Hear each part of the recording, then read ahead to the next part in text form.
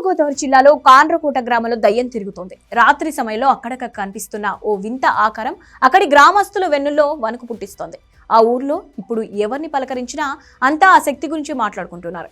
మీరు కూడా ఆ ఆకారం చూసారా? వెంటనే ఇక్కడి నుంచి వెళ్ళిపోండి, లేదంటే అది మిమ్మల్ని చంపేస్తుంది అంటూ మాట్లాడుతున్నారు.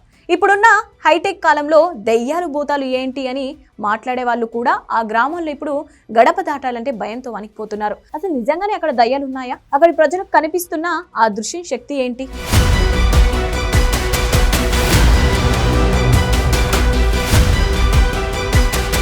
కాండ్రకోట గ్రామంలో ఓ వ్యక్తి నడుస్తూ వస్తున్నాడు. ఇంతలో ఓ వింత ఆకారం ఆ మనిషిని ఫాలో చేసింది. అనుమానంతో ఆ వ్యక్తి వెనక్కి తిరగగానే ఆ ఆకారం పక్కనే ఉన్న చెట్టు ఎక్కి పొలాల్లో దూకి పారిపోయింది. ఈ సీన్ చూసిన ఆ వ్యక్తి ప్రాణాలు అరచేతిలో పెట్టుకుని భయంతో గ్రామాల్లోకి పారిపోయాడు. ఇది ఆ ఒక్క వ్యక్తికే ఎదురైన అనుభవం కాదు. చాలా రోజుల నుంచి అదే ఆకారం ఆ గ్రామంలో చాలా మందికి కనిపించిందని చెప్తున్నారు కాండ్రకోట గ్రామస్తులు. అసలు ఏం జరుగుతోందని పండితులను అడిగితే ఊర్లో ఏదో దుష్టశక్తి ప్రవేశించిందని, గ్రామాల్లో ఉన్న యువతులు పిల్లల్ని మింగేయాలని చూస్తోంది వాళ్ళు చెప్పారంటూ గ్రామస్తులు చెప్తున్నారు. ఇదే విషయాన్ని ఊర్లో చాటింపు కూడా వేయించారు. దీంతో గ్రామంలో యువతులు ఉండాలంటేనే భయపడుతున్నారు. మరి ముఖ్యంగా అమావాస్య వచ్చిందంటే చాలు గ్రామం విడిచి బంధువుల ఇళ్లకు వెళ్ళిపోతున్నారు.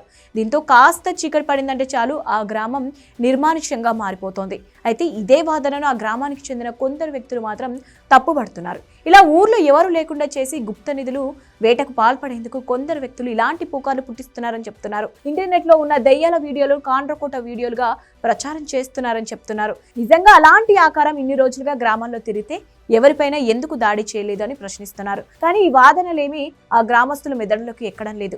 ఇప్పుడు వాళ్ళు నమ్మేదల్లా ఒకటే, గ్రామంలో శక్తి తిరుగుతోంది.